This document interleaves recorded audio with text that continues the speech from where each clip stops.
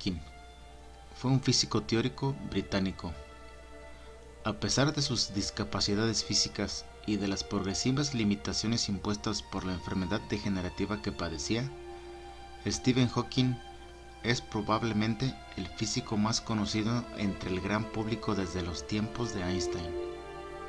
Luchador y triunfador, a lo largo de toda su vida logró sortear la inmensidad de impedimentos que le planteaba el mal de Lou Gehrig, una esclerosis lateral amiotrófica que le aquejó desde que tenía 20 años.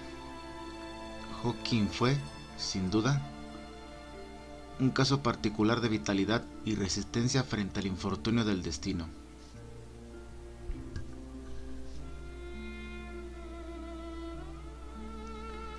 El 8 de enero de 1942, día en que se cumplieron 300 años de la muerte de Galileo Galilei, nació Stephen Hawking en la ciudad de Oxford. Como tantas otras de clase media, su familia soportaba con entereza los rigores de la Segunda Guerra Mundial. Hacia el final de la contienda, un cohete B-2 alemán cayó a pocas decenas de metros de su casa en Highgate, al norte de Londres. Tras cursar estudios secundarios, Hawking ingresó en el University College de Oxford, donde se licenció en 1962 con los títulos de matemático y físico. Por esa época era un chico de vida normal, cuyas singularidades eran únicamente su brillante inteligencia y un gran interés por las ciencias. Pero en 1963, en el transcurso de una sesión de patinaje sobre hielo, el joven Stephen resbaló y tuvo dificultades para incorporarse. De inmediato se le diagnosticó un trastorno degenerativo neuromuscular, la ELA o esclerosis lateral amiotrófica. Los médicos supusieron que la enfermedad iba a acabar con su vida en pocos años. Sin embargo, se equivocaron. Naturalmente, la vida de Stephen no fue la misma a partir de entonces, pero sus limitaciones físicas no interrumpieron en ningún momento su actividad intelectual. De hecho, más bien la incrementaron. En octubre de 1962, había iniciado sus estudios de doctorado en el Trinity Hall de Cambridge. Solicitó trabajar con Fred Hoyle, pero el célebre astrónomo tenía demasiados pretendientes y la petición fue denegada. Muchos años después, el propio Hawking vería el lado positivo. De haber sido aceptado, probablemente se hubiera visto obligado a defender la teoría del estado estacionario de Hoyle, desacreditada tras el descubrimiento de la radiación de fondo de microondas en 1965. Mientras cursaba su doctorado, se casó con Jane Wineline, con quien tendría 3 hijos. Tras casi 25 años de vida en común, en 1990 la pareja se separó y el científico se fue a vivir con Elaine Mason, una de las enfermeras que lo cuidaba y con la que 5 años más tarde contrajo matrimonio. Esta segunda relación se prolongaría hasta 2007. Después de obtener el título de doctor en física teórica, su pasión por el estudio del origen del universo fue en aumento y sus investigaciones se centraron en el campo de la relatividad general, particularmente en la física de los agujeros negros, descrita por primera vez por Robert Oppenheimer en 1939. Ciertamente, Hawking no solo es comparable con Albert Einstein por su popularidad, al igual que el formulador de la teoría de la relatividad.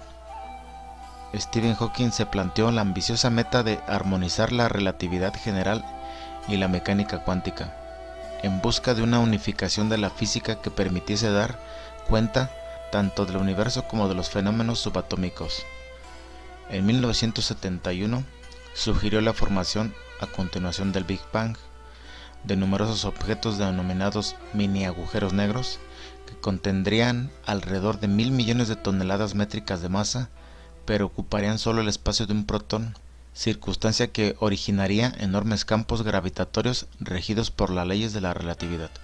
Sus estudios sobre los mini agujeros negros lo llevarían a combinar por primera vez la teoría de la relatividad y la mecánica cuántica para resolver el problema de estudiar estas estructuras de dimensiones muy reducidas y de densidad extraordinariamente elevada, sobre las que no se creía que se pudiese obtener algún conocimiento.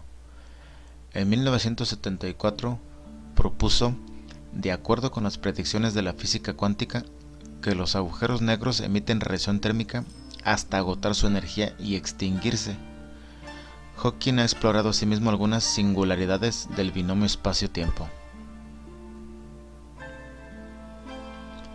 En 1974, Hawking fue designado miembro de la Royal Society y 3 años más tarde, profesor de física gravitacional en Cambridge, donde se le otorgó la cátedra lucasiana de matemáticas, que había sido dictada por tan egregias figuras como Isaac Newton y más recientemente Paul Dirac.